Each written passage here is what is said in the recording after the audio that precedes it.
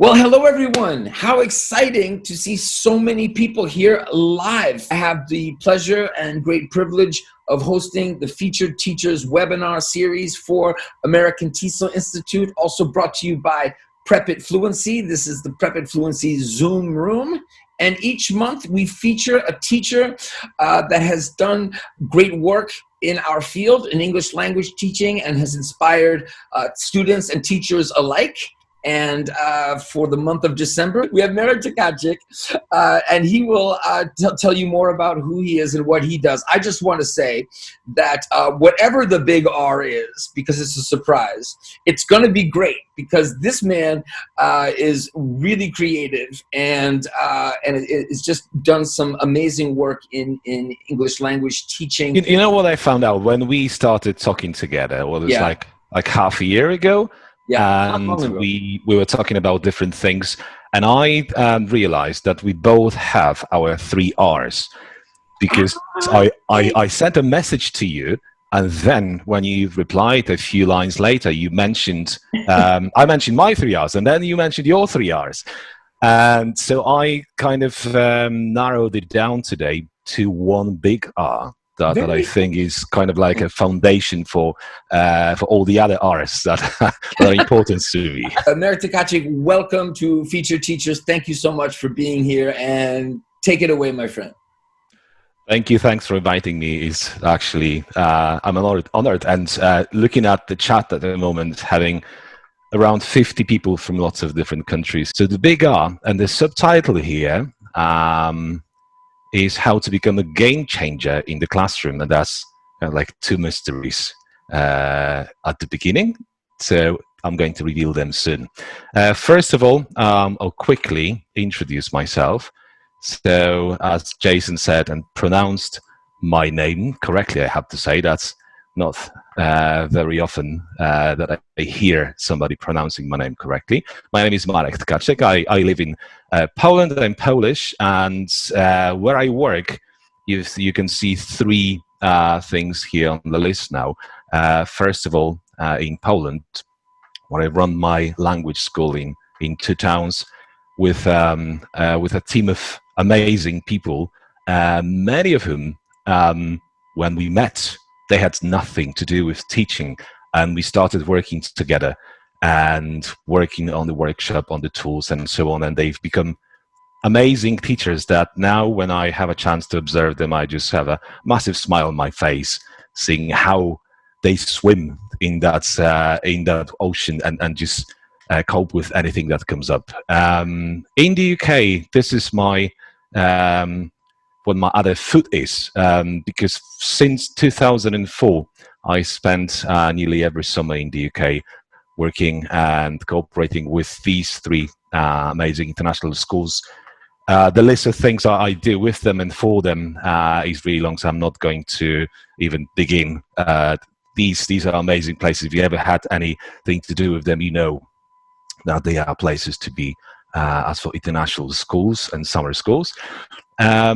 What I basically do, I also narrow it down to a few things: teach and train, because even though I run 2 schools currently, I still teach because first of all, I'd like to be in the field. I'd like to know what's happening. I'd like to, when I talk to the teachers that I work with after the observations, or when I help them with lesson preparation, I want to know what I'm talking about, and I want to tell them things that I've actually tested and I've been into.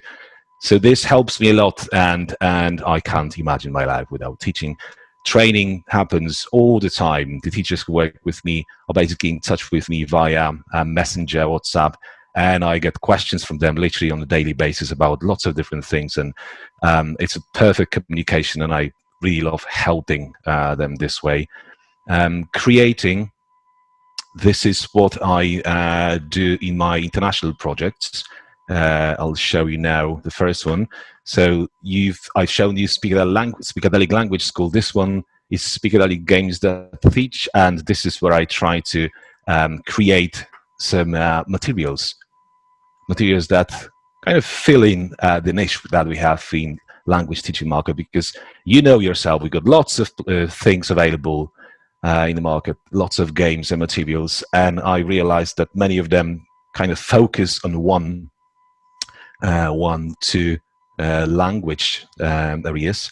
This thing here is something I had been thinking about for years, and then a couple of years ago I started working it with a friend, and then it is all kind of never-ending project because it keeps expanding. It's literally a course book turned into games that overlaps with any course book on planet that's on the same level. So if you have a B1 level, you get a B1 set of games like that with a massive board, and you don't need anything else for your classes if you have that. So that basically supplements anything that you're using. The other thing that I started doing recently is called Good Morning Earth. That's how I named it. And initially, it was about connecting schools in Poland, because I cooperate with about 500 language schools in Poland. I created a group for them on Facebook. And I also got to know a fantastic woman, Anya, who's running face-to-face with the World Organization, helping schools and orphanages in Africa and Asia. They help them in many areas, and I decided to support the educational part of it. So basically, I'm linking, at the moment I'm working on it, and I'm linking schools and orphanages from Africa and Asia with schools in Europe, so that they can share their online classes, teachers in schools in Poland and in Europe, at the moment also worldwide, because we've got Vietnam and a few other countries that joined recently. So those schools meet online, have shared classes online. Children at the other end in Africa and Asia, they get something they would never be able to afford, like good, solid education, not only in languages, because we also have dance teachers, music teachers, and so on, and they try to teach online, and they try to also organize meetings where groups from Poland and other countries meet with groups from Africa and have those online lessons together. So I encourage you to have a look at it, try it. You can join the project just for one meeting, just for one lesson. You can do it from time to time. You can do it regularly, up to you. It's a fantastic idea, and the kids in our countries, in our lessons, they have an unusual opportunity to have that cross-cultural experience. And at the other end, I said there's a lot of help that we give them. Now we go into quickly through my inspirations. There are lots of books. It's like we're all teachers, so you know that you probably at least once a month there is a book you order or you pick up somewhere. It's okay, I'll read it, and it's like a new theory and stuff.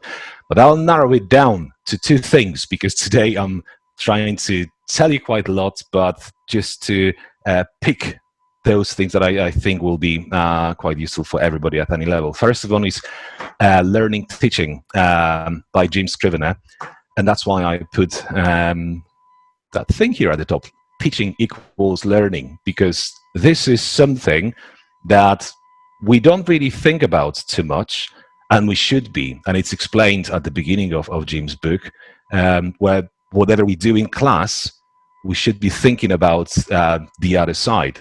What actually are they learning at this moment? Because when you walk into any language class, any class, and you see teachers talking about something, as I say, transmitting the knowledge to the students, it seems like learning is happening there, but very often it's not. So this is something that I really pay attention to, and try always to underline it whenever we are talking with teachers I work with about doing different things in class. I always say, okay, what's the learning in it? What do they learn? They do this, they do that, but do they actually learn anything? The second book is unfortunately in Polish, but I bet you've got something like that. You'll be able to find something like that in English or in any other country. It's not a book about any theory. It's a book that is full of experiments that were done worldwide at different universities who were testing our brain, the memory, how it works, and what we should do to make it work. It's called Break Into Your Brain, and I came across it recently. And when I started reading it, I realized oh my gosh, that's actually a very good idea. It's not like a big theory book. It's a book where the author, Radek Kotarski, he collected all of those experiments together. He probably spent quite a lot of time in the library collecting that knowledge. It's all in one book, and you can read those experiments and how some common myths just disappear. The myths we believe in as for learning and studying languages and so on. So these two books kind of summarize and say the most of the things. However, we should keep reading all the time, and I encourage you to read every single book somebody mentions that's worth reading, because they really help us a lot. Field experience. This is something that is very important for me, and I think every single teacher on the planet should do these two things in order to be a good teacher. And we should never stop doing those things. One is observations. So peer observations. I mean, I'd like going to classes that other people run, sit at the back and watch the whole thing from a fly on the wall angle, and see what's happening there, how students react, what the teacher does. Very often you will simply steal some simple ideas, and they'll make your lessons more attractive. Very often you will understand how some things work in class where you don't have a chance to understand it, because when we are there, the same for me, when I'm in class, when I'm teaching, I'm not aware 100% how it's perceived by the students, how much they take from it. So obviously we should keep working on that, but the only chance to see how it works and to realize what it takes to be a good teacher is observation. So I encourage you to do those. Second one is learning from scratch. So picking a language, for example. If you're a language teacher, pick a language that you're unfamiliar with, like you completely know nothing about it. That was Italian for me. And when I started learning Italian from scratch, I started experimenting on myself. I didn't really have the aim to speak Italian in 1 year or something. No, I was actually doing different things. I, for example, had a list of words that 2-3 lists of words actually, and I tried to learn those words in different ways. And then I realized how important the big R is. I'm not going to read these. I'll just show you the parts step by step. Then using course books, what's my approach to it, and how we can look at it from a different angle. Try to have a look at it in a more creative way. And then the next part will be about the game before the game, which is how to make the games actually work, what to do before and during the game, so that they do their job and they help students learn, not entertain them. That's something that is also important, but entertainment is a secondary thing. The fact of learning is very important. And finally, the art of game changing. I'm going to tell you on different levels how to do game changing in class. So the big R. I'm going to put on my chat now, because I'm curious if any of you can guess what the big R is for me. Nobody guessed so far. Let me just have a look. I don't think I would guess myself, okay? So I'm going to put it on the screen now. So my big R is retrieval, okay? And retrieval, rock and roll, thank you. That's in the next webinar. So retrieval, what I mean by that is something that is missing in many schools, in course books and materials that we use. And to get to know what actually I'm talking about, these things will help us here. How our schools have or have not changed over the years. As we can see that many things are arriving at schools. We now have the technology. The course books we're using are beautiful, amazing. If you compare them from, I don't know, the 80s, 90s, it's like, oh my God, it's like massive gap between them. But when you look inside, to be honest, nothing changed. It's all very transmitted. It's like trying to transmit the knowledge to the students. They are not really pushed here to to produce something, and they have everything in front of them. And the same happens in classes a lot. If we don't think about it, and everybody makes those mistakes, I make those mistakes as well. I sometimes stop myself and I think, stop talking now. They don't get it. Do something else. Do it in a different way. So transmitting the knowledge is not the way to make students remember something, especially if we're talking about language teaching. Because in other areas, you listen to somebody talking about something, listen to solutions, and you say, okay, I know, I'll do it, done, okay? But in language teaching, you're not going to speak the language unless you actually try to take things out from your memory, not put them in. This is the opposite, exactly the opposite that we see in many schools. Putting things into the memory is not like, it's not going to work like it does with computers. No, it's the opposite. If you don't take things out, just like I did with my Italian, for example, from the beginning, it's impossible to remember things. So I, for example, with my Italian, I took a list of words, say days of the week or months, and I tried to learn one way. So I did what many students do now: take it in front of you, the piece of paper, and read it many times, say it, read it, say it. And that took a week, and I remembered like 3, and I made lots of mistakes. And I thought, what's wrong with my memory? This is what I hear from my students very often, especially adults. They say, oh, my memory is like a sieve. I literally forget everything like a goldfish. And I can't really learn. I'm not sure if you can help me. And I say, okay, let me try, and we'll do something. And in one lesson, I do a few tricks where afterwards they say, oh my God, I remember it. Okay, so this is the retrieval, and I'm going to tell you how it works. And one more thing here before we switch to the next slide is the subject that I think is missing from the curriculum in most schools. Another riddle for you. Can you guess what subject I mean?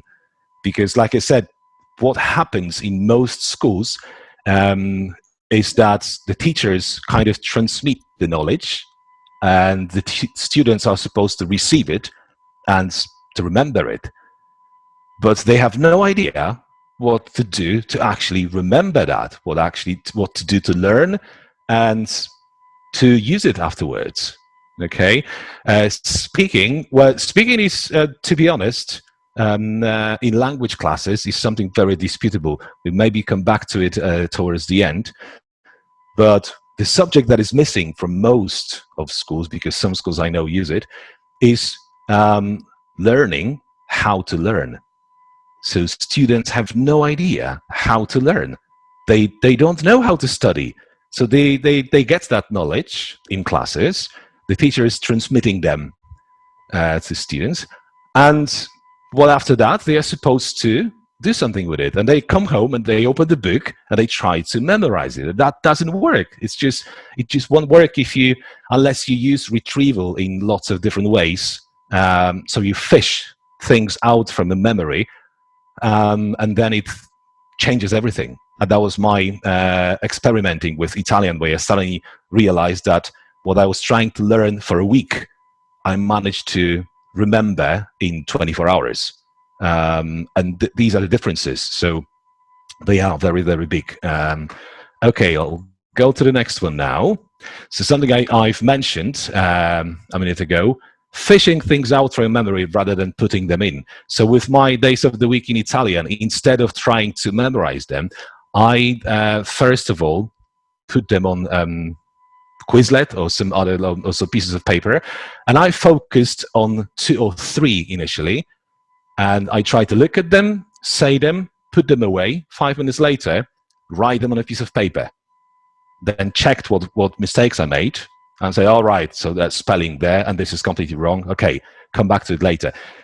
So I put those things in the kitchen, in the place where I have my coffee, so that I know I'm there very often to pick up something, a snack or something. So 5, 10 times a day, I would be there, and I would be retrieving those things from my memory over and over again.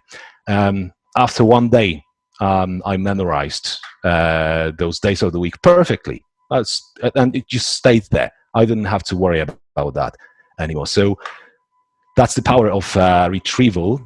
Obviously, what I'm talking about here is not one only tool that you should use in language classes, but this is one of the most important ones, so remember that. Okay, the next thing, when we use it.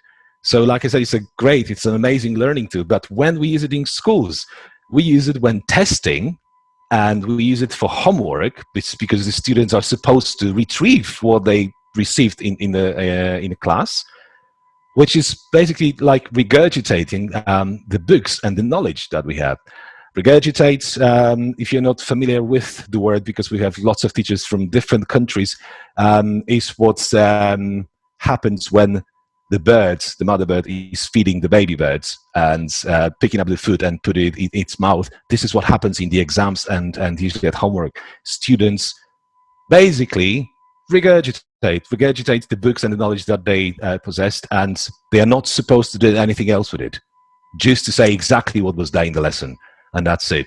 For me, when I tried to do that with Italian, and suddenly I was in a situation in Italy where I had to say something, I said, oh gosh, I don't know what to say, because I didn't cover that sentence, that topic before. So it's if you learn like that, if you constantly receive the knowledge and are supposed to produce it in a test or in homework without doing anything with it, without being creative with it, you're not going to learn quickly, and it's going to be a slow process, okay? The next one we have here, when we can use it, well, in everyday life, like, that situation when we are at a party or at training session, you meet new people and you start talking to them, and you forget the names. You talk to somebody for 5 minutes and it's an amazing conversation. You learn new things. And then you're like, oh God, what's his name? And we forget it. And it's just one word that we heard at the beginning of the conversation. And how we can use it, how we can deal with this problem using retrieval. Again, the same story. When I have that situation, and literally I've had situations where I had 30 people in the room, and after a few minutes I knew all the names. The basic trick is to keep using the name when you are talking to them. So if it's a John, you keep saying, so John, what do you think about? And John, have you heard about this? John, it might seem strange, but in John's ears, he will be flattered that you keep using his name. He will be happy to hear it. For you, you are retrieving it all the time. You do it 4 or 5 times, you remember forever that his name was John, okay?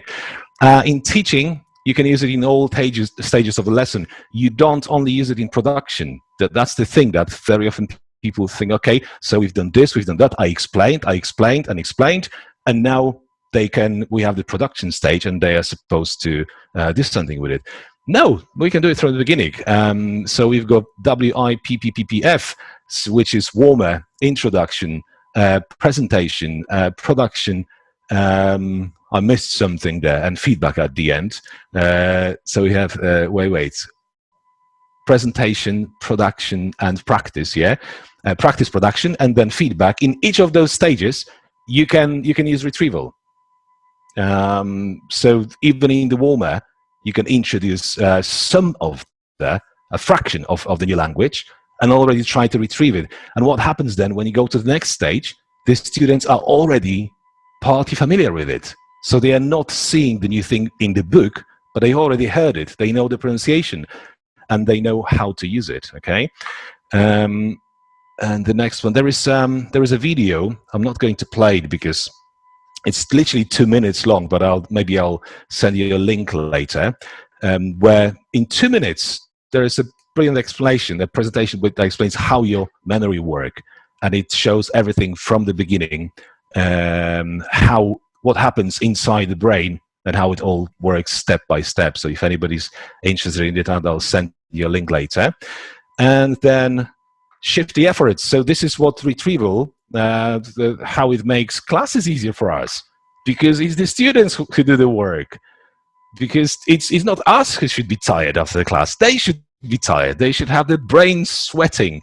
I remember once one of my proficiency students said this, that my classes are like a gym for the brain, because the brain just keeps working all the time. And then it's amazing how much we remember after those classes. So this is what I try to do as much as possible, to step back, to model something, then step back and let them do it. Let them use the target language and use what we are learning in different ways, in various ways. Initially, obviously, in a controlled way, and then slowly, step by step, to more improvised way. Okay. And using course books, that's the next thing. So we're going to try to put a little bit of practice to what I've just said about what we can do. Okay, how to work with a course book without using it. This is something that is very important for me, because I realized at some point in the observations when the teacher said, okay, now open your books on page 7, and then the teacher carries on talking, and half of the students, they've opened the books and they're looking at the book, and they are not listening to the teacher anymore. So it's very important not to have those books open all the time, because at least 20, 30, 40% of the students, they will be focused on the book, not on you, and they won't really get the full picture. So only when it's necessary, we open the books and we work with them, and we use them for retrieval. And how to supplement your course book with extra practice effortlessly, because you don't need to really use too much effort to do that. Okay, so I'll give you some ideas. So that will be at that part, because I didn't really have much time to prepare it. This will be improvisations, and because I'm a musician as well, I hope I'm good enough at improvising. So I've decided to, I chose quickly 2 lessons from 2 different books, and I'm going to show you what I mean more or less. And obviously it's more to inspire you than to give you a ready-to-use recipe, but there'll also be some ideas that you can use on the spot without any preparation. So like I said, when we can use the retrieval in the introduction, at the very beginning, before they open the books, we can create a short task which introduces but also retrieves the target language soon after the introduction. So they don't have to, when you introduce the topic, don't just introduce the topic, put in something that they will see later in the book. Take some difficult words, put them in the questions, show them a picture, and use some words, and I tell them, can you guess where you can see those things? And then put those words on the board or on the screen when you're online. And they'll have this first meeting with the words, first meeting with the grammar you want to teach them. And then when you carry on to the next stages and you keep asking them questions and doing something that is close to what Socrates did, because his method of teaching ages ago was to actually ask people questions, not to transmit the knowledge to them, and so that everything was born in their heads. So this is this is very close to my idea of teaching English here. Presentation, where you can use when they open the course books, they are already retrieving. They are not seeing something for the first time, but this is the second time they meet it. So they're already ahead of the students who generally meet the new language when they open the books. Make it more efficient, retrieve the target language with books closed as often as possible. So I, especially with kids, but also with adults, what I very often do is I would say that they have their books open for 15%, 15% of the time during class.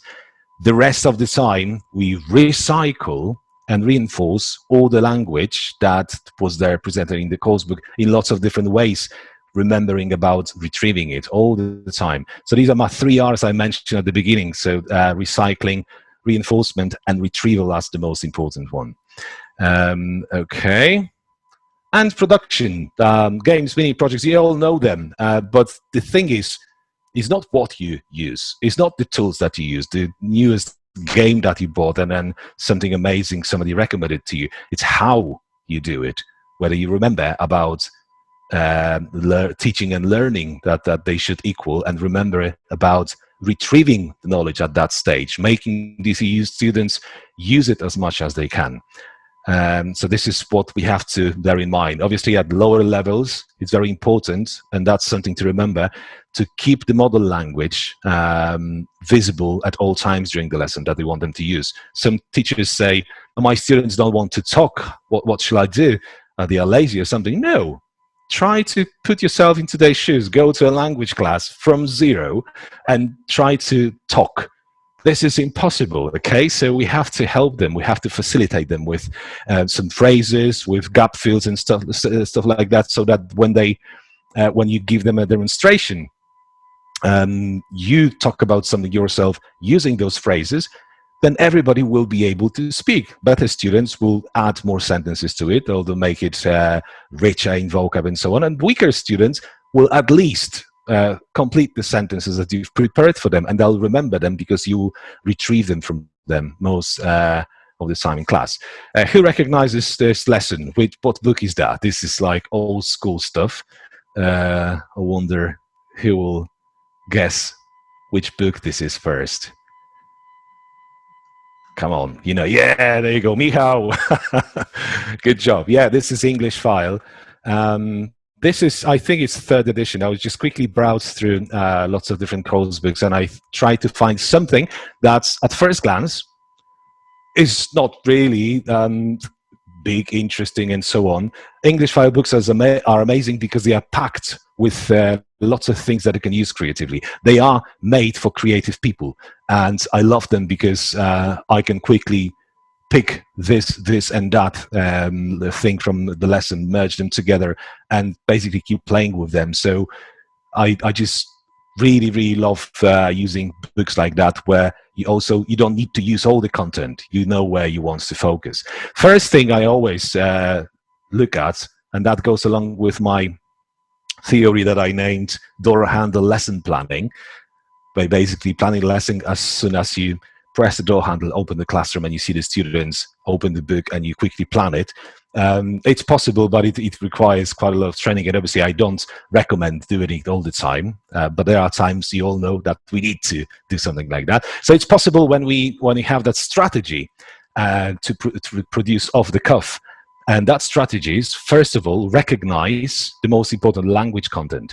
So when you look at these 2 pages, there's quite a lot happening there, but what is the most important is, first of all, the questions here. I'll try to make them a bit bigger. So there are questions about what you did during some memorable holiday. And the other thing here is the verbs, irregular verbs in past simple.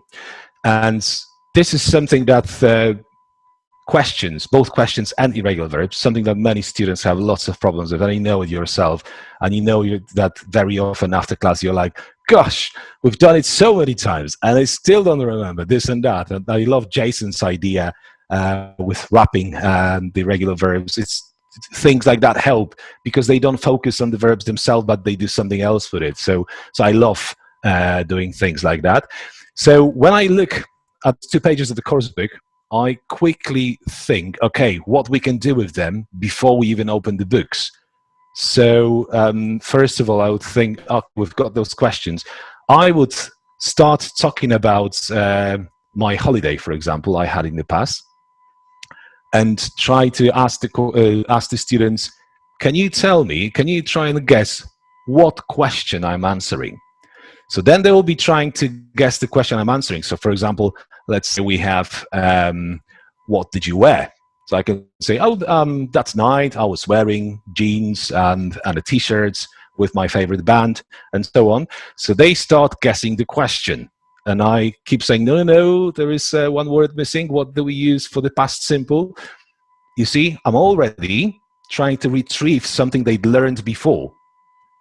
Now, once they get the question, I put it on the board. So we do it step by step instead of just landing on this page in the course book and showing them all of those questions. So if you do it like that, the stronger students will reinforce their knowledge and their question formation. The weaker students, they will find it easier throughout the lesson to remember it though and to use it. And the same with the verbs. It's also, I wouldn't just get to the stage of the lesson with them and say, listen, guys, we've got these verbs here. So now, who knows what's the past simple of come? Okay. No. This just goes nowhere. We have to do something about it. So before the lesson, I would also try to do something like even merge it with what I mentioned about questions. I would say, in the meantime, I'm going to use a word like, say, banana. You have to replace the banana with the right verb, write it and hold it up. So what happens here, they, at the same time as practicing question formation in warmer/introduction, they are also trying to revise the verbs, but they don't just use the verbs. They have to listen to the content, listen to my story, the sentences I say, and try to guess, okay, so what verb is it? And how do we say it in past simple? And they actually use them. They don't regurgitate it, as I said before. They use them and they reinforce them over and over again. So this is the first thing I would do. And look, can you see how much we've already done before we open the book? Because still, the books are closed at that stage. And they have no idea what we're going to do then. Okay? Now, if we look at the rest of those 2 pages, what skills are practiced in this lesson and how we can go the extra mile with those skills, because that's another thing that I like doing, going the extra mile with the things, not just leave them like that. So we've got 3 different skills that are practiced here. The first one is reading. Second one I will get to in a minute is listening, and then there is the speaking. So with reading, if you just ask them to open the books and read the whole text and match it with the questions, how much do they need to think there? They will focus on the book, they'll be looking inside the book, trying to read and find out which question is matching which part of the paragraph here, and so on. Yes, that is how some of the books suggest doing it, but try doing it in a different way. So once we've done the introduction I told you about, divide them into the groups of 3. You can do the same online because you've got breakout rooms, and tell them that one person will be reading a part of the text with the book open, while the 2 others have their books closed and they have to guess which question is being answered. So what's happening here? There is communication. They have to listen carefully to what the other person is reading. They have to think about what questions we had there before on the board, and we retrieve the questions. And after we've said them a few times, we will be able to use those questions whenever we need to. So this is what we have thanks to retrieval. If we keep retrieving things over and over again, we just get to the stage where we don't need to learn them anymore. They're just there. They stay there. Another thing is listening. And this is one of the things that I often hear, gosh, what else can you do with the listening? Where you've got, let's have a look what it says there. This is classical true or false, yeah? List and checklist again, and correct information. So we've got, kind of true or false. So you have to correct the sentences. And this is okay. So they can listen to it twice and they correct the information they are given here. Then what I very often do, I ask them to close their books. And I say, listen, and before the lesson, I had a quick look at the script and I found 3 or 4 different phrases, collocations, phrasal verbs, idioms that I think, this will be useful for them. How do we make them retrieve it? So they've already listened to this exercise twice. They close the books and I say, I'll play it again. You are in pairs and I want you to listen carefully because I'm going to stop in the middle of the sentence and I want you to finish the sentence. So to write what did that person say in that sentence and just finish it. And it's kind of a quiz where they get points. So, for example, if it's spotless and it's exactly the same as the person said, they get 3 points, 1 mistake, 2, and so on. So they think they are playing a game here, but what's happening? It's constant retrieval. They are thinking, what did he say? What words did he use? How did he say it? Then when I give them the correct answer and they see it, they're like, oh, yes, that was it. Okay, I remember now. When I come back to it, because this is what I also like doing, we'll leave the listening, go on to something else, and then close the book and I say, okay, in the listening, remember, what was the phrase that he used to describe this and that? Retrieval again. So they have to fish for it and find it and bring it back. And believe me, the more times we do it, it does the magic, and it just stays in our memory. And we also have this thing here. Oh, wait, my mouse. Oh, because I have to. Okay, go back. Kind of a speaking here, which also gives you something that you can use for speaking and to practice speaking, to practice asking questions. So you can do it as the book says, but you can also, well, I just put a note here at the bottom, you can use that kind of the dice game. So this question they're asking about things like when was it, where were you, who were you with, and so on.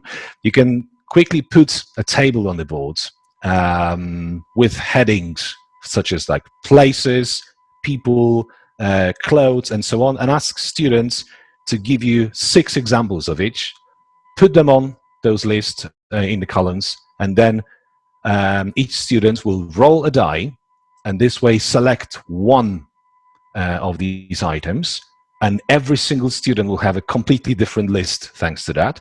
And then the 2 students sit together, ask and answer those questions. So they practice asking the questions, and they have to put into sentences what they've just had during that dice game. And then I also tell them that apart from that, I want you to take some notes what the other person said, because you're going to tell us those interesting stories that they told you about. So there's another stage where we have retrieval. So they'll be, again, fishing out from memory what they remember about what that person said. And we can also say, ask somebody else to ask the questions that we had there with the books closed. So that will help them again to retrieve. So this is how we can supplement this book. Other ideas, it's just countless. We could have separate workshops, separate sessions about just the listening or just the reading and how to retrieve what we learned from there. But the most important thing for me is that to bear it in mind, that retrieval is very, very crucial. And if we show them in class that it's important to do it, afterwards they will remember and they will see the power of it, and they'll be using it at home when they are revising. They won't be just staring at books. They will know what to do. So let's show them, let's teach them how to do it, because like I said, we don't have that subject at schools and nobody tells us about it. So how should young learners, for example, know how to do it, let alone adults who very often, like I said before, tell me that they have terrible memory. And I prove in 1 hour that it's amazing. I actually have great memory. That's another example. It's a totally different story. This is one of the books we use for children in my school. Anybody recognizes this one? Let's have a look if anybody's using it. No, I can't see anyone knowing. This is it's an interesting series I learned about from somebody who showed it to me from Cambridge, and then we started using it in my school, just because it pushes students to a higher level, even if they're like A2 and they use the A2 book, the vocabulary and everything they do there is kind of higher compared to all the other course books that students use at this age and level. So again, do you remember what's the first thing we have to look for when we're preparing the lesson? Who remembers? Let's have a look. So many people there, everybody's quiet. Exactly, target language. Thank you. So target language. Here is quite simple. This lesson focuses on vocab. And as you see, we've got it in the song here on the left. Let me just put on my magic wand so that I can point at things. Oh, okay, I can't do it now. So we've got the words here. The students can see them. They've got the pictures to match them with. But you see, this is what I mean. It's kind of like, you know, there's the transmission. Yes, they are supposed to match it, but nothing really happens here. So again, I would try to, let me just skip to the next part. I would try to introduce them without the book, so that when we get to the book, it's already partly familiar to them. So what we can do, look at this exercise on the right we have, which is from, I think it's from CAT exam. No, sorry, Flyers. Cambridge Flyers, where they have words described and they have to guess which word is being described. So it can use literally the last stage of this lesson as a warmer to the whole thing. So put the words on the board, all the words, and then you can either use these definitions here or make your own ones and have a game where you describe the words and the students in pairs write it on a mini boards on piece of paper and hold them up to show it to you. What are they doing there? They are constantly listening, transforming it, and trying to guess what we're talking about. A lot of focus. Oh, sorry, I didn't say what's the title of the book. It's called Power Up. Power Up. It's a whole series, and there's, like I said, we find them really useful at my school. So by doing that, if you do it in the introduction, you will see how the lesson goes and how much they remember, how much more they remember step by step, because you keep closing the book, retrieving the words or the target language from them, and playing it like that all the time. Another thing, recently, a few months ago, I had a training session here in my hometown, and I was asking teachers, so how would you, what do you do? How do you introduce vocab before students open the book? And one of the teachers said, oh, I just do that very simple thing. She says, I put the words on the board.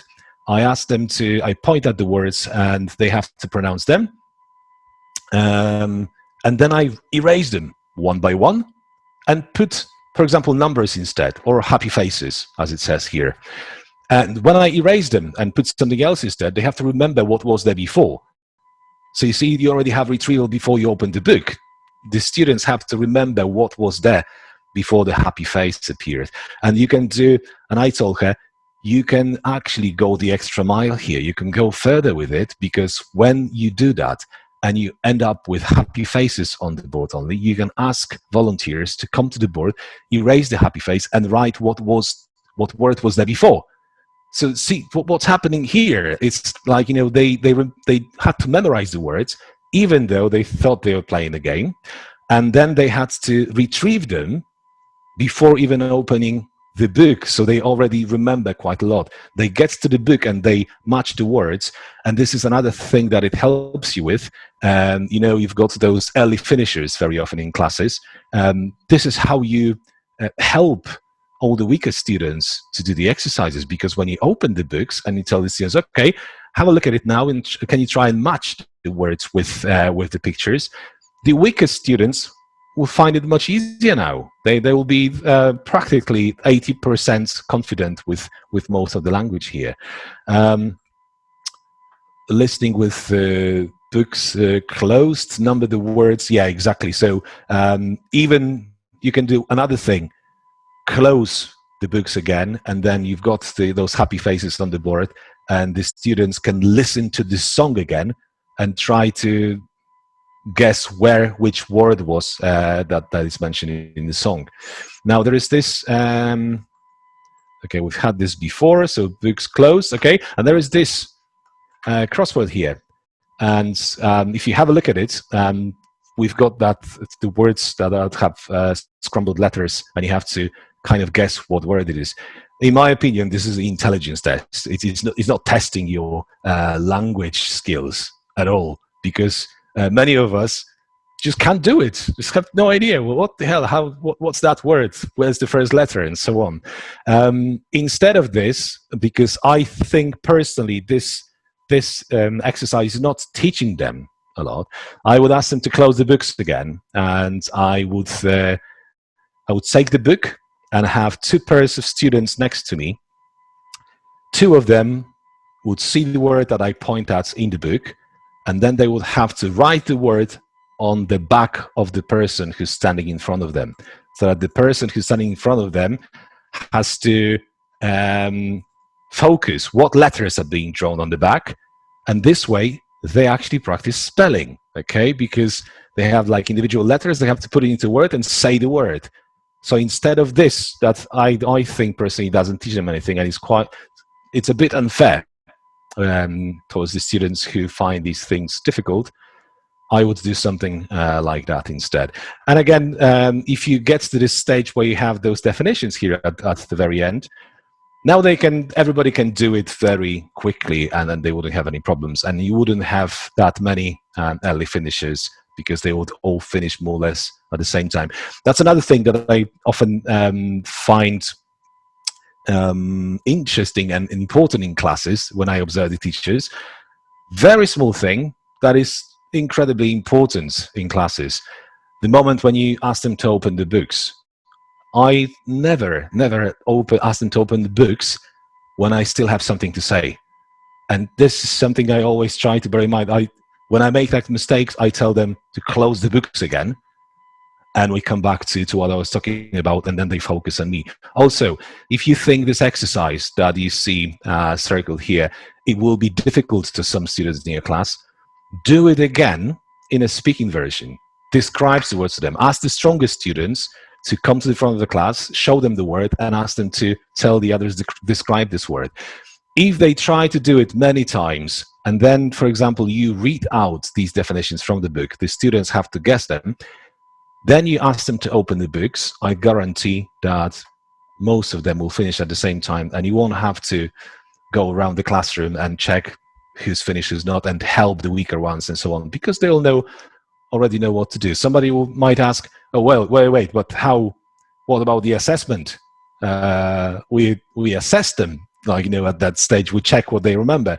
Who cares about assessment? We care about what they learn. We want them to learn. So if you do it this way, they actually learn this way, and they will remember more. And where is the point in actually trying to assess how well they've done it? No, put it aside and then just try to focus on making it, for all of them, making it easy to remember, to retrieve the language content as much as possible, and this way being able to use it. And at the end of the lesson, when you have a quick, again, speaking test where you describe the words and students have to come up with them, or have some kind of like running dictation or running to the board or whatsoever. There's millions of games that you can use, but remember, if you squeeze in the retrieval part, they'll be much more efficient in your class. Okay. Okay, so we go to the next part. I'll just have a look at what you say on the chat. Yeah, not very dyslexic friendly. It's like exactly, some students have difficulties that make it impossible for them to do those exercises. Okay, the game before the game. So when we play the games, the biggest problem sometimes is that we do the wrong things at the beginning, and the students lose the motivation because they say, oh no, I want us to be with Jim, and she wants to be with Kasia, and so on. Oh, and then we don't know what to do, and very often we say, okay, forget it, back to the books, because there's too much hustle with it. Okay, how can we avoid it? What can we do? How to organize it in a way that we don't have those moments?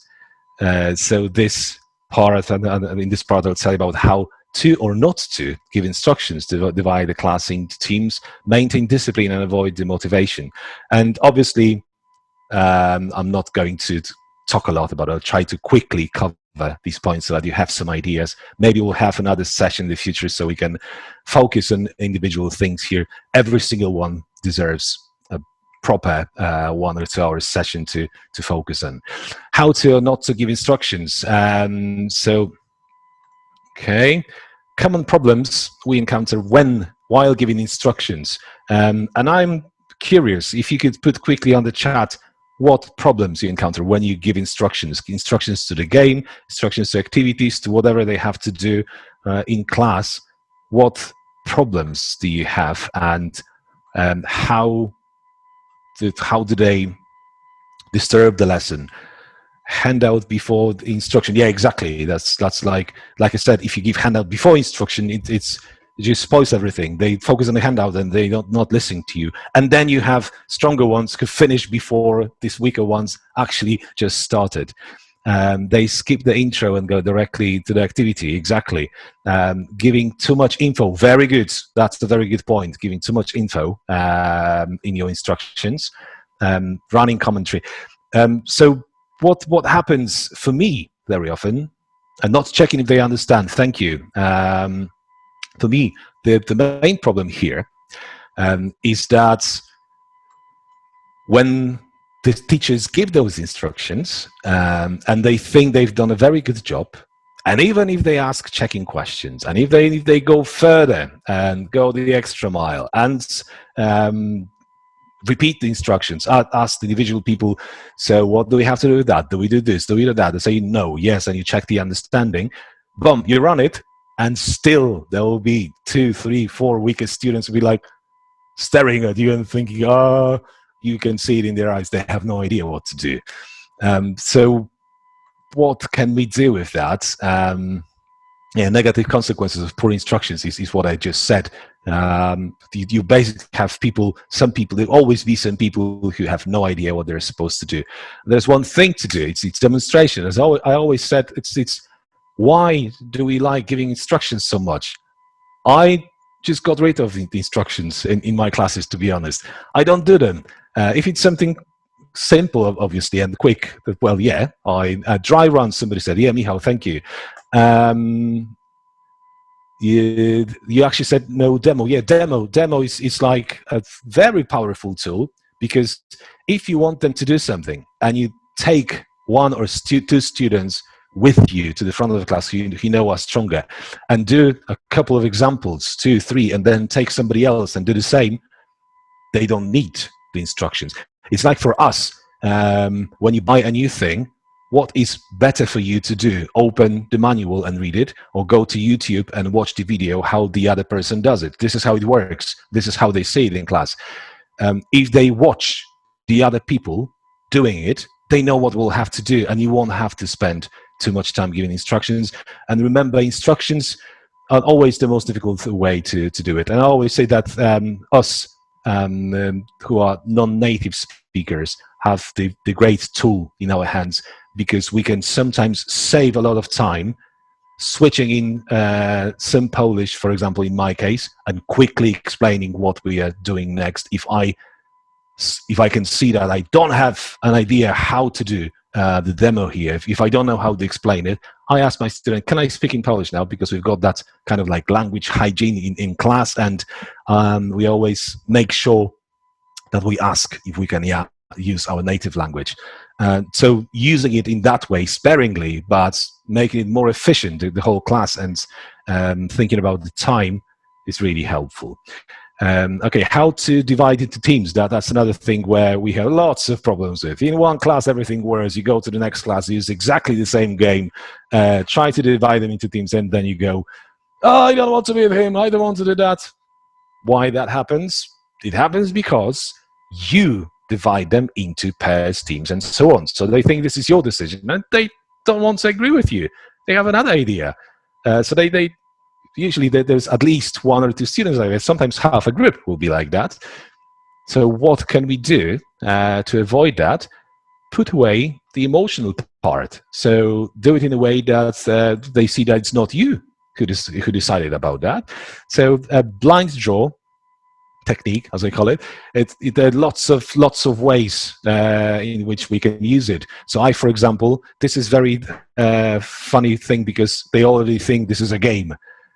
So in class, I put them in a circle, and I tell them, okay, listen, I'm going to describe 3 different words from today's lesson. the first person who guesses the word comes to me and becomes a captain. So this way, retrieval again. I've got 3 or 4 students with me who guessed the words quickly. They turn back to everybody else, and I give every other person a number, like 1, 2, 3, 4, 5, 6, 7, 8, 10. We've got 10 people, guys who are standing back to everybody else, say a number, and the person who's got that number comes to you. So see, that's why I call it a blind draw. You see what happens here? The emotions are moved to the students, not to you. So it's not you who decide. Even if a student who doesn't like some other student in class chooses that person to his team because he can't see him, he's standing back to him, he won't be able to say anything. He won't have any arguments because he'll say, hey, you chose that number, so you're together now, okay? So there are lots of ways of doing that. You can ask them to write their names on a piece of paper, mix them together, throw them in the air, and then ask people to come up and take one piece of paper, and that'll be their partner. And again, it's them who decides. So many ways to do it. You can Google things like that, and you'll find lots of ideas. And they are really efficient because we save the time. How to avoid demotivation? If I see that I have a group where the points don't work, they get annoyed, I just don't use the points. We just play the game in a way that they play against me. So I tell them, listen up, if you do it correctly, if you say the correct sentence, this correct word, and so on, you get a point. But if you make a mistake, I get a point. And another thing, if you speak Polish, I get a point for that.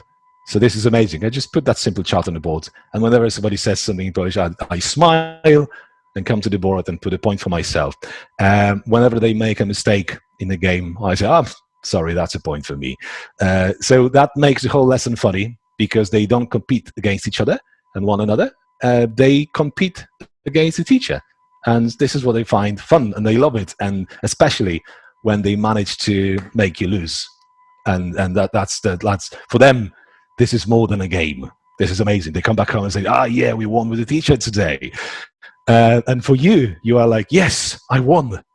They actually mastered present perfect in that game, and they didn't even realize that, okay? So the teacher always loses. I pretend that I'm crying and I pretend I'm like, next time I'll get better and I'll win. It just works. Those simple, very simple things. You see, everything I'm talking about here is not bringing in lots of tools and buying things and so on. No, it's just using what's around you and your creativity, and maybe writing. This is what I usually have. I write a list of things that I like using in certain period of time, like now when we are teaching online, and I always have that list next to me. And whenever I think they need more retrieval with what we are doing now, I have a look at the list. We can do this, boom, and we practice that thing. The art of game changing. This is the final part here, and game changing has got double meaning here. Game changing, on the one hand, the whole retrieval thing that is really rarely used in classes, and it should be happening much more. And game changing meaning that you change the games that you already know into the games that actually do much more, and make them learn much more than just that one thing. And I'll show you some examples here, because whenever I come to a class and I see somebody pulling out Twister, Scrabble, and things like that, I'm thinking, okay, let's see what he or she can do with that. And usually the games are used the way they were meant to be used by the producers. What can we do here to have more practice? Because the students know those games and they love them. They want to play them. But what if we totally change them? They will be speechless. They'll be like, wow, that's a teacher's game. And he made that game using, Scrabble or something, yeah? So this is how to give some existing games a new life and create versatile games on the spot. This is something that I really like doing. I sometimes create games and I warn the class. I tell them, listen, if it goes wrong, it goes wrong. But maybe, what if we actually together create a game that will be something totally new and we'll love doing it? Let's try. And this is what happens very often in my classes. Okay. Let me just move these windows around because I can't see the full screen. What we use these games for and how to make them more efficient. Okay, so first of all, Scrabble I mentioned before. I think I've seen Scrabble in every single school and language school I've worked in, and I'm always wondering, why is it there, and why would we play Scrabble in class unless this is a proficiency class where students can actually compete because they've got wide range of vocab and they can use it efficiently and so on. And so when I see Scrabble, I'm thinking, first time I remember, I grabbed Scrabble at a school I worked for, and I thought, okay, we're no way we're going to play like that. No, we're going to do something else with it. So we sat down in a circle, and I picked one of the tiles with a letter. I showed it to the students, and I said, okay, listen, I'm going to describe a word to you that either begins or finishes with this letter, and I want you to listen carefully and guess. If you guess correctly, you get the tile, and it's kind of your point in the game. So there you go. We started off, and then I realized they are getting more confident. So I shifted the whole thing to them. So then they could take a tile, look at the letter, talk to the others, describe a word, and the others will have to guess what they're talking about. So I model the situation. I showed them what we can do with the thing that they used for totally predictable, in a predictable way before. We do something different. I model it, and they start using it. And you step back, and you can, for example, take some notes of most common mistakes that you can put on the board at the end and work on them with students so that we have some feedback from what they do here. So Scrabble, lots of ideas. You can do it online as well. If you go to wordwall.net, for example, you will find, if you put alphabet in search, you will find lots of simple games where there are windows where you click on the window and it opens a letter, and then the students, for example, have to describe the word beginning or ending with this letter to the others. But you obviously start doing it. So the next one is Twister, and I remember when first time when I always use it, this example, when I try to explain the teachers I work with how to make the games more efficient. So I remember when I told the teachers I work with once, oh, I used Twister with my proficiency class. And they were like, what? Twister? That's a waste of time. They're preparing for the exam. How could you do that? This is like doing nothing for them. Parts of the body and colors. Come on. I said, no. So what we did, I put them into two teams, and they sat on the two opposite sides of the mat. And I told them, now guys, I'm going to take your course book, and I'm going to choose some words from your course book and describe them to you. And the first person who guesses the word I'm talking about, or idiom, or phrasal verb, or whatsoever, that person comes over to me, chooses the person from the opposite team, and twists the thing, and chooses this way where this person has to go on the mat. And the team that manages to put the whole opponent's team on the mat first wins the whole game. Amazing. They just got into it so much. It was amazing. I used it for grammar as well, where instead of a verb or some grammar content in a sentence, I put something else, such as, for example, a banana instead of verb I said before, or what's it, which is a word that some Americans use to describe a word that they forgot. It slipped their mind, and they say, oh, what's it? So sometimes I use what's it to describe, to replace something in a sentence, and if they get it correctly, they put somebody on the mat. So there you go. Any level, even adults can use it this way, because they'll know they're focusing on listening skills, they'll revise vocab and grammar and so on. And obviously, what I'm talking about here, you decide what kind of language content you want them to study here, because it's you who chooses the vocab, the grammar, and so on. So a perfect retrieval tool here. Countless ways you can use in which you can use Twister. So think about it. Okay, Simon says, that's a quick thing to hear. Again, whenever I see somebody teaching young learners and then who goes, okay, we'll play Simon Says now, bam, bam, bam, and it's like just touch, touch, touch, and foreheads, let's say nose, and so on, and that's it. I remember when I was working with, when I worked with kindergarten kids years ago, about 20 years ago, I had really ambitious kids, and they said, we don't want to play that game anymore because it's boring. It's we don't learn.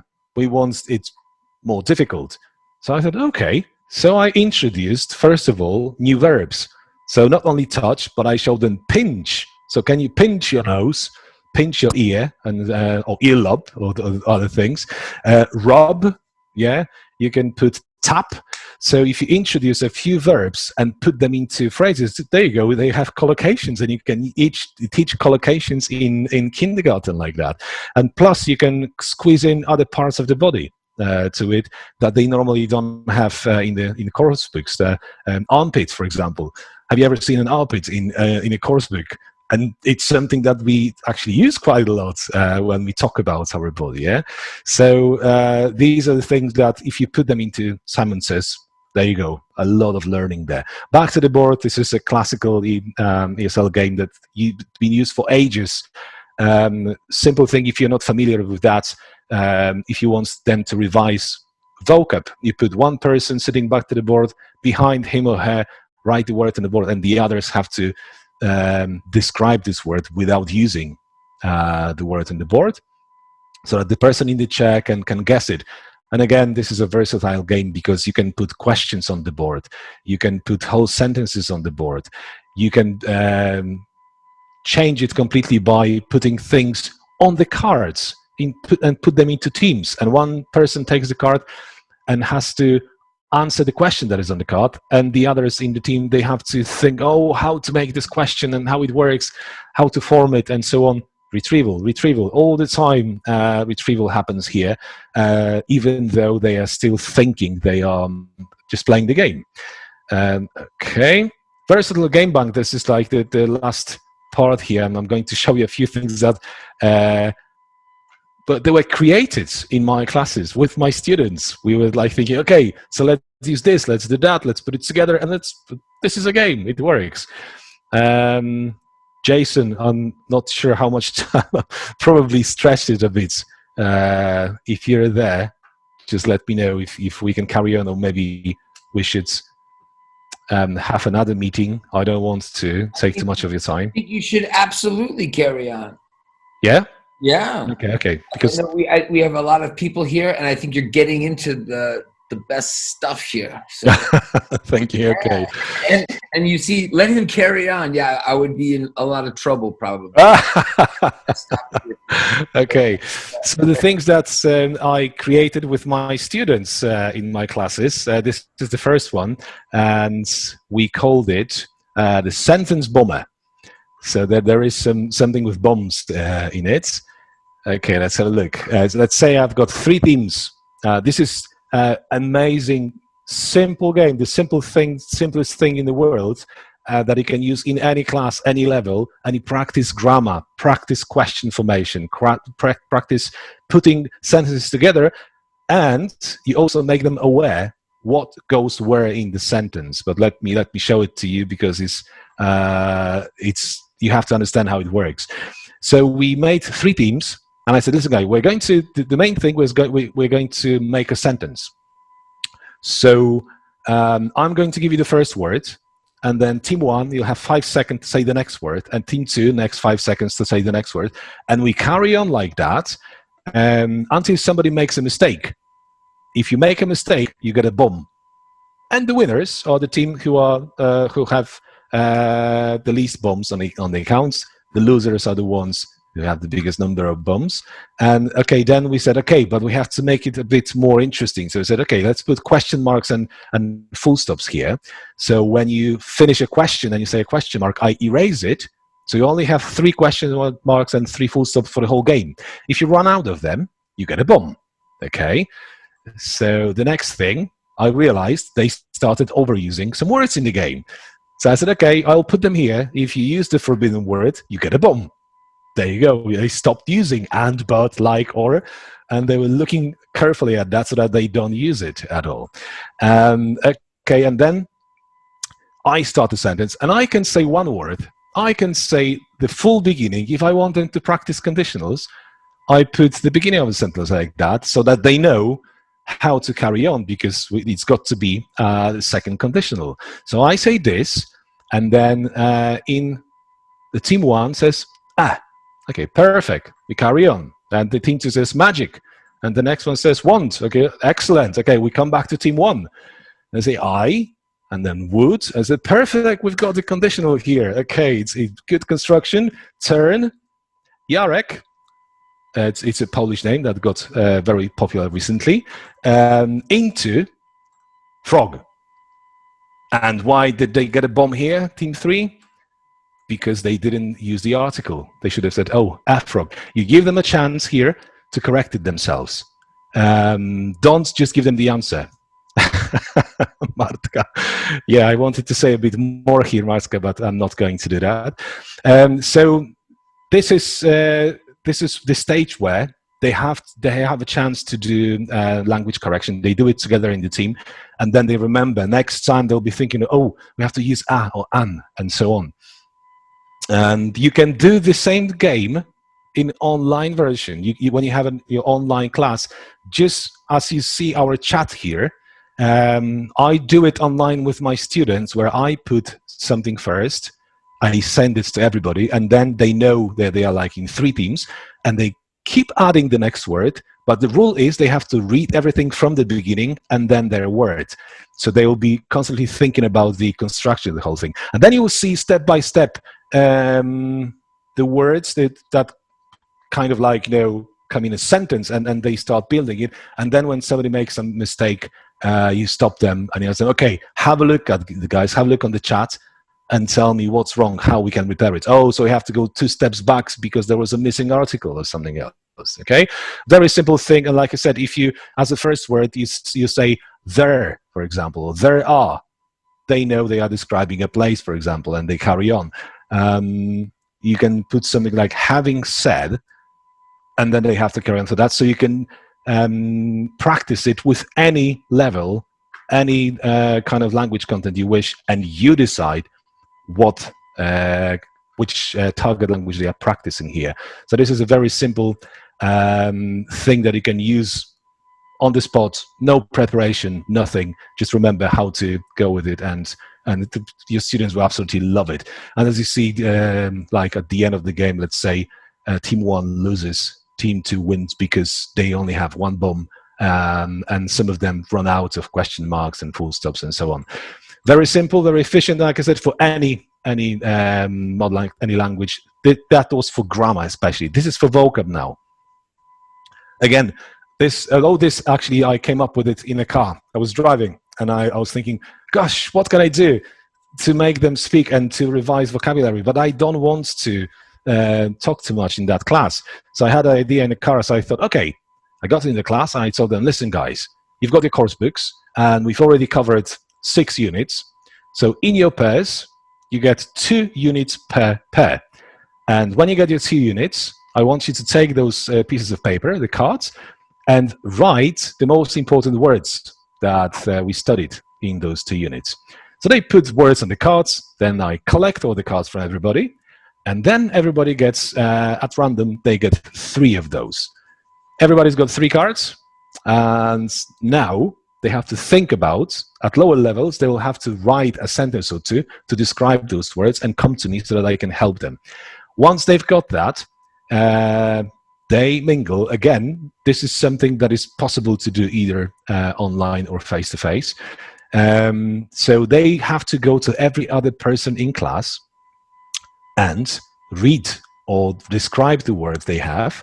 If the person guesses the word, they get a tick next to a name on card 1, card 2. If they don't guess it, they get a cross. At the end of the lesson, you put a big chart on the board and count all the points, and you tell everybody who's the vocabularizer, so somebody who has the strongest vocabulary. What actually they have been doing in this game is revising vocab, doing listening practice, listening comprehension, and retrieving the words, because they were the words that they studied before. What was your preparation? Nothing. Completely nothing. So you gave them the cards They had to write the word, choose and write the words already while preparing for the game. Then they had to write the sentences and describe it to the others. All the time there is communication going on, but also there is retrieval, constant retrieval, fishing those words, those things out from the memory. So again, something that you can use with any vocab you cover in the book, any level, with lower levels, like I said. Give them beginnings of sentences, let them finish them, and then ask them to do it in pairs with every other person in class. Okay, now the most boring part. I guess we all struggle sometimes when we get to the end of the unit, or sometimes it happens after like a couple of units, and you've got those revision pages, and the students are like, "Oh, we don't want to do that. This is boring." Of course, this is like exercise after exercise, and it's all like reading and not really doing anything. And so at one lesson, I said, okay, we have to turn it into a game. Seems impossible, but let's try and do it. So I said, we will make it a strategy game. And this is something that all the teachers I work with, they know it, and they know I use it. All my students, they know it, because every time we have a revision, we play strategy game, and they know what it's all about. And I actually started enjoying revision pages. They just love them now. So what we do is, first of all, on the whiteboard, or you can do it for online classes, you can do it in Microsoft Word, any other way where you can draw something. And as you see, this is like a table where in each square, you've got the numbers of exercises that you see in the book. So, for example, 1.1 is exercise 1, example number 1, okay, and so on. So this is the whole page of exercises turned into a diagram like that. Next thing we do, we put this chart here for the points. So I've got 3 beams, stars, hearts, happy faces, and I explain to them, listen guys, if you pick a number, let's say, for example, 1.2, you have to read it out and tell us what's the answer. And at that point, it's best if all the books are closed and only the team who are doing it, they open the book and focus on that one line and give you the answer. Because otherwise, everybody will be like into different exercises, and it won't be that exciting. And the other thing is that if they read it out, everybody else will be thinking what it is, because if they don't guess it, maybe they can take over and use the same example. So let's say, for example, they chose this one here, 1.5. They did it correctly. They get a point in the chart, and they get their star in this diagram. Now, what happens next, why it's called strategy game, is because there you go, then there's a heart, then there's a happy face, and we get back to the stars, and the stars already know that if they take one of the squares that is direct neighbor to where they have their star already, they get an extra point. If there are 2 like that, they get 2 extra points. So if they kind of shoot around one spot and then get the middle one, they can even get 9 points for one sentence. So they take 2.4, and as you see, they already have 3 points. And now the strategy begins, because they are thinking now, oh, those have too many points, we have to block them, so you have to take that one. So very often they have to choose the content that they don't want to revise, but they have to do it because they want to win the game. And that's how it carries on. And then we have, like, this is good 45, 50 minutes with just this one game, but the amount of learning and retrieval that is happening here is just amazing, because if they do it, they give you the wrong answer, then it's the spot stays there, so the others can take it again. And sometimes you will see that they come back to the same question 5, 6, 7 times, and they still don't know. And this is amazing, because you know you found the thing that nobody knew the answer to, and you can focus on it at the end of the class. So that's the thing. We'll decide, there's a website for that where you create your own wheel and you can use it the same way with your classes.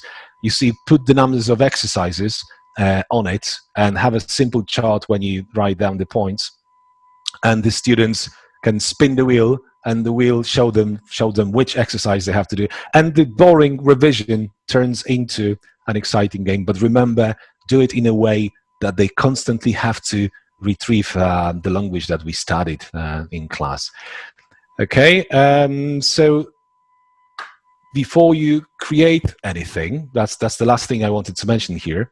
Before you get into that stage where you think like, okay, I've got that present simple game, the present simple lesson, and I have to do something amazing there, and you sit down and you start creating or look on the internet and try to buy something, Google it. There's lots of things there. You've got WordWall. When you get on that website and you search the community, you just put in the search window on that website, for example, present perfect continuous, and boom, you've got at least 20 games that you can use for retrieval during your class. Bamboozle, the same thing. You've got lots of games there based on what I said before, where you get the answer and you have to form the question. And this is like, something that you can use without any preparation. Face-to-face online doesn't make any difference. Quizlet bases on retrieval, but because you actually have to, when you look at the definition or at the meaning in another language, you have to think and say the thing and then check if you're right.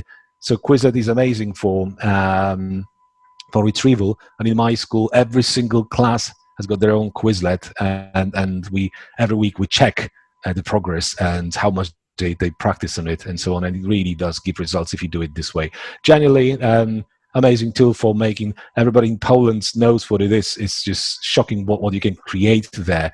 You can create board games that you can play online. You can create presentations. But the important thing about Genially is that a lot of the stuff has already been created. And when you get to the website, you can't find it. So the key thing is to go to Google and put, for example, Genially present perfect. There you go. You will get search results and about 20 different, at least, presentations that somebody's made before. And you can use them just like that. So that's a very important thing about Genially. There is no search on the website per se. You have to use Google for that. Volscreen, somebody told me about it recently, and I was shocked that there's something like that exists. And I absolutely love it. So thanks to the person, I don't remember who it was, but one of the forums we had a discussion about different things you can do in class.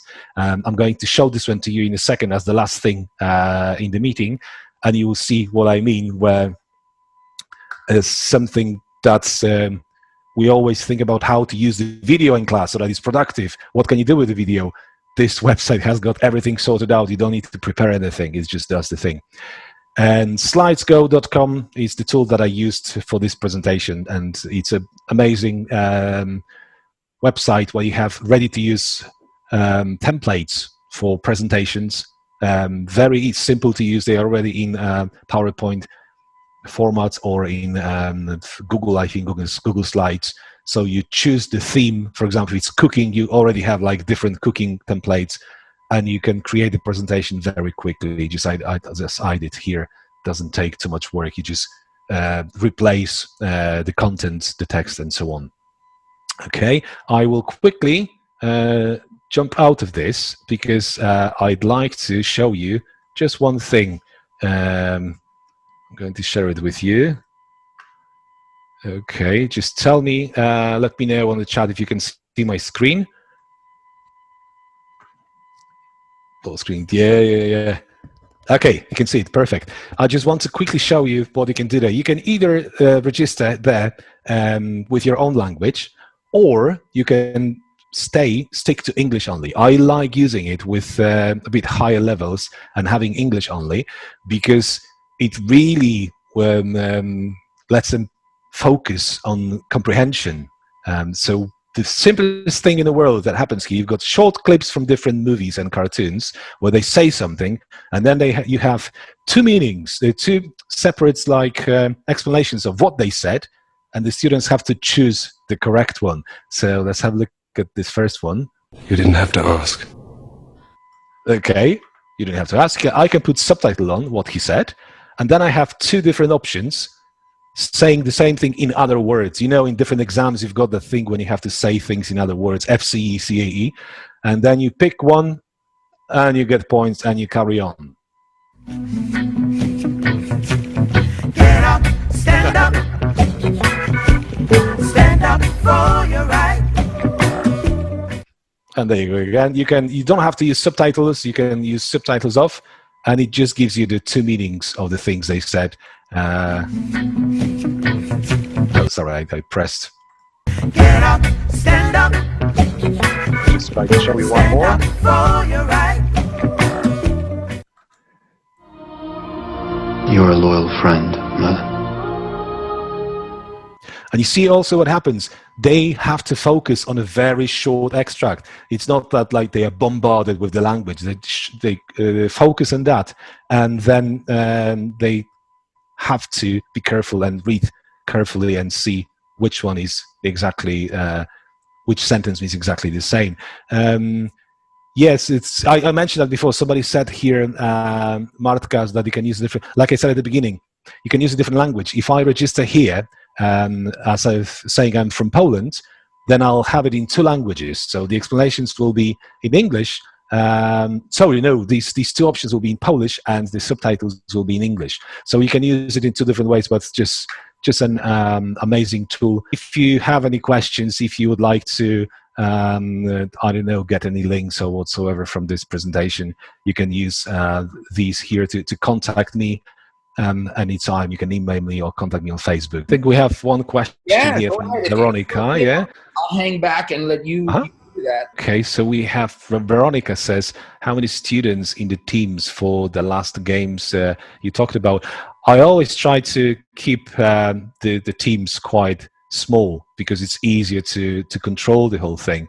So I love using 2s, 3s, 4s, and I wouldn't make any bigger games. There are some games where you can have bigger teams. Remember when I described that game where you have to write on somebody else's back, or when you do, for example, like back to the board style game, you can have like 2 big teams for that, or Twister, for example, that I said the other way of using it. But usually smaller teams, it works much better this way. I will share the recording through American TESOL Institute. So it will go on the American TESOL Institute webinar Facebook page. It does sometimes make its way to YouTube. Also, we'll give Marek a copy so he can put it on his site if he likes. But it will, as far as in social media, will originate on Facebook. And yeah, that will be in a few days. We'll have that ready for everybody. Yes, well, I'll share it. We will share it in Innovative Teachers of English. Nice to see so many people from Innovative Teachers of English here today. Thank you. Yeah, so it will be on the ATI, that's American TESOL Institute page, and then we will share it out to groups, including, of course, ITE, Innovative Teachers of English.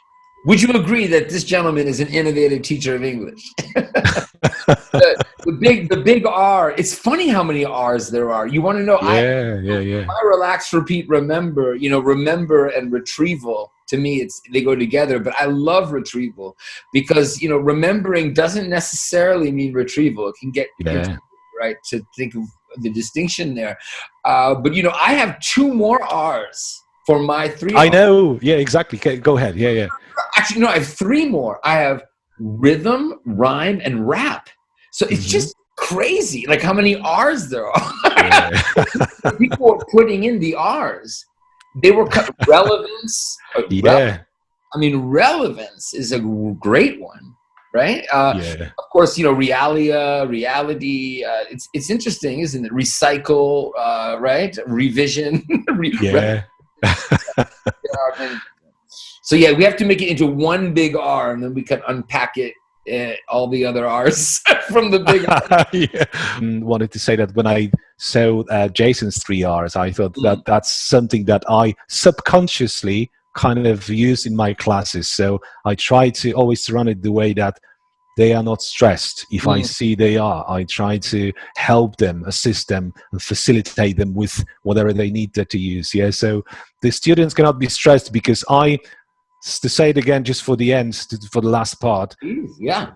Everybody remember, try to have that experience, try to learn another language from scratch, try to either join a class or do something with that, even trying to picking a language and learning a set of words yourself, using Google or YouTube or whatever, you will see exactly how your students feel in class. And this is crucial. It's like if you don't have the experience, if you haven't done it, you probably know nothing about what they feel like. Once you try, or you like I said, as a fly on the wall, go to some classes and see how other people do that, you will start realizing how people feel, how it is to be on the other side. Yeah. And I'll just add to that that includes, or maybe in particular, I feel includes people that maybe at one point did that, but it's been years now. Yeah, absolutely. You're right. Experienced teachers, you know, especially if you're not a native speaker of English, you might take for granted, well, I know what it's like to be in the shoes of my students. But if it's been many years, you've been sitting there. Because you see, it's so easy to forget about it. And it's also, you know yourself as a teacher, it's so easy to fall into that trap where you think, oh, they already know that. Oh, we've already covered that. Yeah. And they go, and then you suddenly expect them to make a question in present simple, and they struggle. Yeah. That's right. And it's like, oh my God, why don't they remember that? Yeah. So this is all it all stems from the fact that we don't have that experience from the other side. Yeah. And it's important to have it. That's right. Empathy at the very base level. Absolutely. That's, I couldn't say it better. Yeah. I'm just so excited that so many people came live. So thank you very much. We really appreciate this great turnout, this group that came here today. We have these Featured Teachers webinars each month. It's a monthly series. I also come in and do a webinar. So it's 2 a month. One that's me and one with another teacher that I recruit and bring here. Thank you so much, man. That was just fantastic. I'm so glad we met. I told you, I have a strong feeling we're going to be. Likewise. It's like, And also things we didn't mention that another thing that we share is music. Because I used to be a musician, and it's all there. It's all there. You didn't used to be. You were always. I'm sure. You're right. Absolutely. Yeah. I don't. People catch when I say I used to be a DJ. No, you're still a DJ. You know? Whether you're out there, DJing a party, or out there actually doing a gig as a musician, you're still. We got that. Sing together. We will, I think. Yeah. Thanks a million. What a great session. Thanks so much to all of you. Thanks to American TESOL Institute for this great Featured Teacher webinar series that they make possible. And thank you to Prep It Fluency. Have a great evening, everyone. Morning, afternoon, wherever you are. And thanks for your support. And happy holidays. We'll see you again in the new year. So, thank you. everybody. Thank you. Bye-bye. Bye-bye. Thank you.